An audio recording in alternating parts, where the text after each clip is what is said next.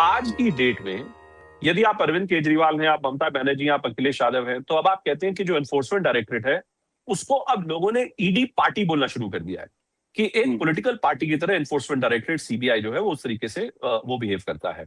चुनाव आयोग के ऊपर किसी का कोई भरोसा नहीं है। लगातार पश्चिम बंगाल से देखिए खबरें आ रही है कि भाई फलाना बूथ में जहां पर 88% मुस्लिम आबादी मुस्लिम थी वहां पर बीजेपी का कैंडिडेट 97% वोट से कैसे जीत गया। जहां पर मतलब शाम 6 बजे तक तृणमूल कांग्रेस को कोई 686 वोट्स की बढ़त थी और बीजेपी को सिर्फ एक ही वोट मिल रहा था, वहां पर अगले दिन सुबह तक एकदम पासा कैसे पलट गया। अब क्या है, ये राजनीति का ये एक बेस बन गया है। अब आप अगर विपक्षी दल हैं तो आपको इसी बेस से हमें निपटना पड़ेगा। मेरा अपना मानना है कि अगर आप भारत में आज एक क्षेत्रीय दल है, क्षेत्रीय दल किसी भी राज्य में भारतीय जनता पार्टी का बतौर विपक्ष, खासतौर से हिंदी पट्टी में, आप क्षेत्रीय दल रह के आप भारतीय जनता पार्टी का मुकाबला नहीं कर सकते। अभी मैं आपको बताऊं, मैं नहीं जानता कि कंफर्म इन्फॉर्मेशन है कि नहीं है, लेकिन कुछ जिन लोगों की बात में मैं भरोसा करता हूं वो मुझको ये बता रहे हैं कि तृणमूल कांग्रेस के जितने सांसद तृणमूल का साथ छोड़कर बीजेपी जा रहे हैं, उनसे डील ये बन रही है कि अगले लोकसभा चुनाव तक जितने सांसद हैं, मान लीजिए 20 सांसद हैं, अगले लोकसभा चुनाव तक प्रति माह प्रति सांसद को 1 करोड़ रुपया दिया जाएगा। मतलब 20 लोग, तो आप ये समझे कि 20 करोड़ रुपया प्रति माह, अगर अभी 3 साल है 36 महीना, मतलब 720 करोड़ की है बिजनेस डील हो गई है। 3 साल में 720 खर्चा करिए, आपके पास 20 तृणमूल के सांसद आपके साथ आ गए। अब यही पॉलिटिक्स है। अब हम हमारा आप इसमें एग्री टू डिसएग्री सब कर सकते हैं, हम कह सकते हैं कहाँ है मोरालिटी, जैसे आप बोल रहे हैं कि भाई इसमें आइडियोलॉजी कहाँ है, लेकिन यही राजनीति है आज की डेट में। क्या ये काम बाकी दलों के साथ हो सकता था? पश्चिम बंगाल, यूपी, बिहार नहीं है। पश्चिम बंगाल में बीजेपी की सत्ता पहली बार आई है। पश्चिम बंगाल बीजेपी के लिए ठीक वैसा ही है जैसा गुजरात है। के 2017 का जो विधानसभा चुनाव था वो भारतीय जनता पार्टी के लिए, और 2012 का जो चुनाव था वो बहुत ही महत्वपूर्ण, बहुत मुश्किल चुनाव था बीजेपी के लिए। 2012 का जब बीजेपी करीबन 99 सीटें आई थी, वैसा ही कुछ पश्चिम बंगाल में है। बीजेपी पश्चिम बंगाल को नहीं छोड़ना चाहती क्योंकि वो उनके आइडियोलॉजिकल कमिटमेंट से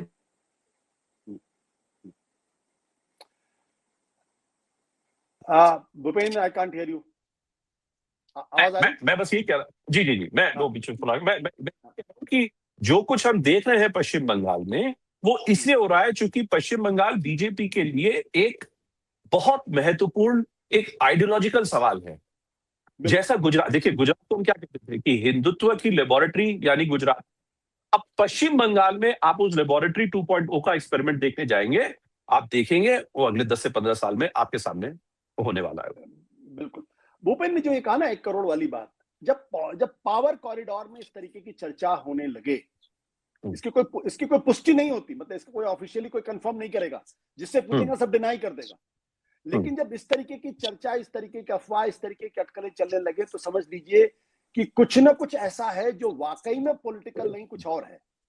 तो हम इस बात की पुष्टि नहीं कर सकते, लेकिन चर्चा ही अगर हो रही है तो अपने आप में बहुत ही विशियस है, बहुत ही खतरनाक चर्चा है। इसका मतलब देश की राजनीति किस दिशा में जा रही है। लेकिन मैं आपको नहीं, मैं आपकी बात को मैं एक और उसका आपको जवाब दे दूं। अगर आपके मन में अभी भी किंतु परंतु है, झारखंड में अभी राज्यसभा चुनाव हो रहा है।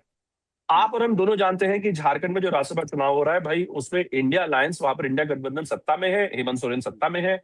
इंडिया अलायंस की 2 सीटें बनती हैं, एक जेएमएम के पास जाती है, दूसरी संभवतः जेएमएम या जेएमएम का साथी जो कांग्रेस है उनके पास जाती है। अब वहां पे एक तीसरे कैंडिडेट खड़े हो गए हैं।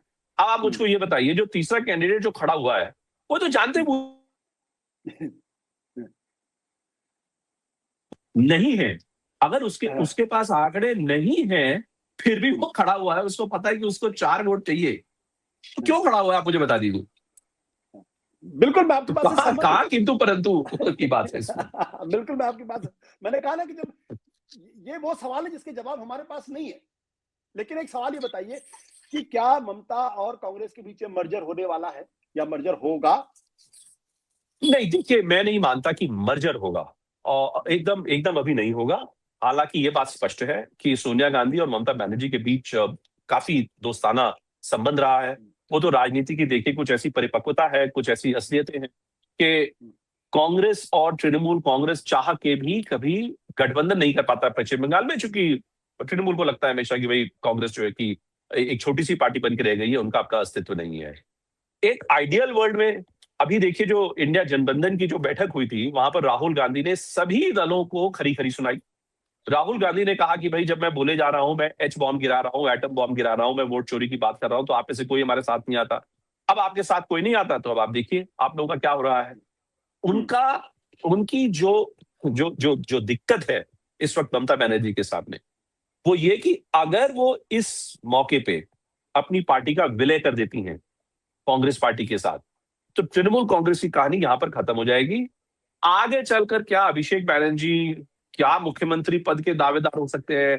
एक कांग्रेस और तृणमूल कांग्रेस को मिला जुलाकर इतना ज्यादा क्रिस्टल बॉल गेजिंग करना देखिए किसी के लिए संभव नहीं है, खासतौर पर अब जब अभिषेक बैनर्जी को लगातार कभी ईडी बुलाएगी, कभी इनकम टैक्स बुलाएगा, कभी सीबीआई बुलाएगा, तो आपको पता नहीं कि आगे क्या होने वाला है।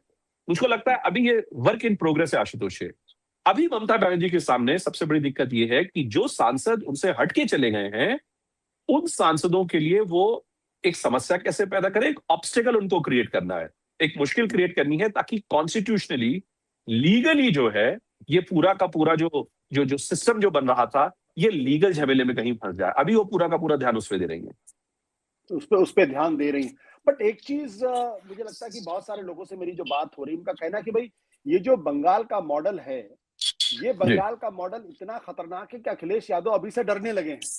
उनको लग रहा है कि अगर कहीं गलती से हार गए तो ये भी हो सकता है कि उनकी पार्टी वैसे ही बिखर जाए जैसे ममता बनर्जी की पार्टी बिखर गई है। या वो ये कह रहे हैं कि भारतीय जनता पार्टी चुनाव जीतने के लिए चुनाव के पहले ही उनकी पार्टी को बिखेर सकती है, ताकि ये परसेप्शन न जाए कि अखिलेश यादव या समाजवादी पार्टी चुनाव जीत सकती है। तो ये जो बंगाल मॉडल है, इसने सारी विपक्ष क्षेत्रीय पार्टियों के सामने एक ऐसा संकट पैदा कर दिया है।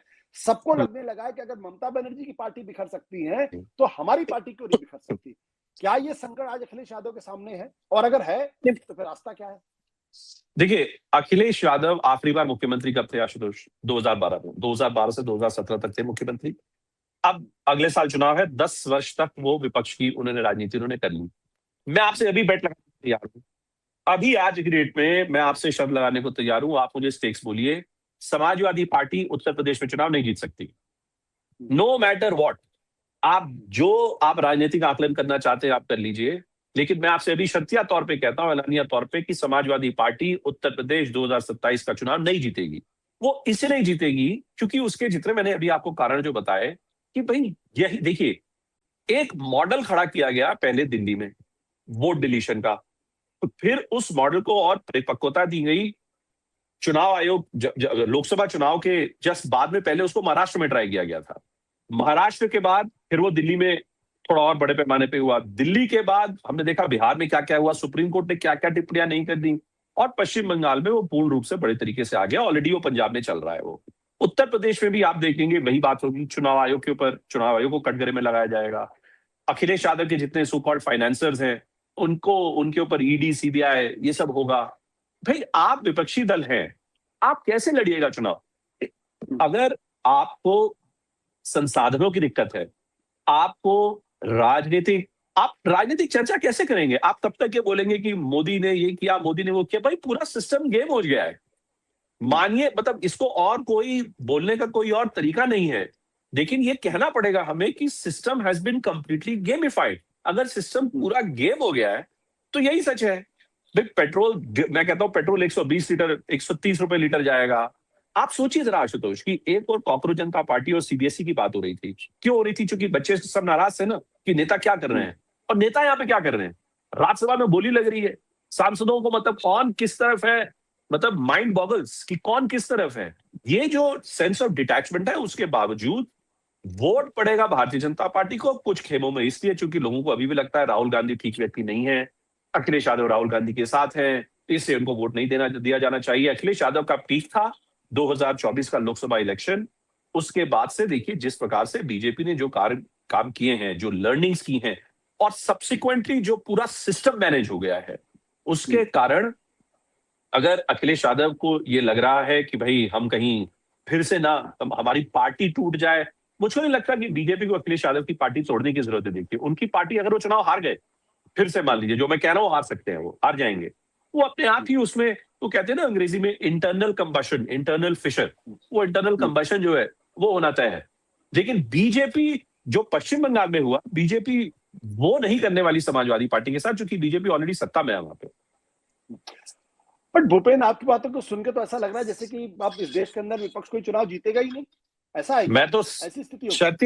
शर्तिया तौर पे आपको बोल रहा हूं, मैं आपको शर्तिया तौर पे बोल रहा हूं कि हम जिस प्रकार की राजनीति दौर में हम जहां चले गए हैं, और मुझे दुख इस बात का होता है ना आशुतोष की हमारे आपके हमने बहुत से लोगों के साथ काम किया, जैसे मैंने राम गुहा को कभी कभी देखता हूं और ऐसे बड़े लोगों को देखता हूं मैं, भाई आपको अपना लिबरल प्रखर स्वरूप आपको दिखाना है तो आपको क्या राहुल गांधी को गाली दे दो।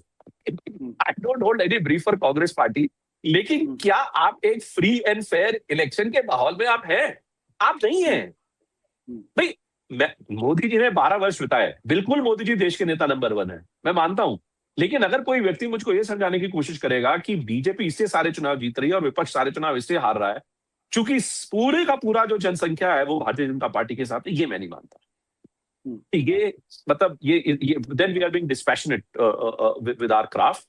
मेरा अपना मानना है कि क्षेत्रीय दल, आप किस दल की आप बात कर रहे हैं? बीजू जनता दल की बात कर रहे हैं उड़ीसा में, आप राष्ट्रवादी कांग्रेस पार्टी की बात कर रहे हैं, आप तमिलनाडु में जो छोटे मोटे जो द्रविडियन पार्टी जो ऑफशूट्स आए थे आप उनकी बात कर रहे हैं, आप उत्तर प्रदेश में आप मायावती की तो मतलब चर्चा नहीं होती। आशुतोष, आपसे ज्यादा मायावती को किसने कवर किया है? कोई चर्चा ही नहीं होती है भाई।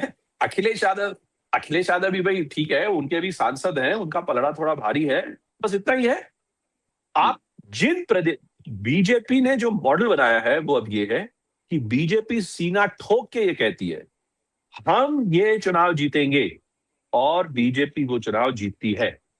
अब वो क्यों जीतती है उसके कुछ राजनीतिक कारण हैं, कुछ सिस्टमिक कारण है, कुछ इंस्टीट्यूशनल कारण है।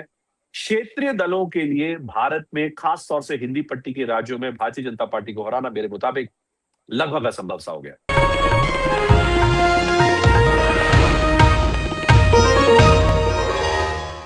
Copyright disclaimer under Section 107 of the Copyright Act 1976. Allowance is made for fair use for purposes such as criticism, comment, news reporting, scholarship, and research.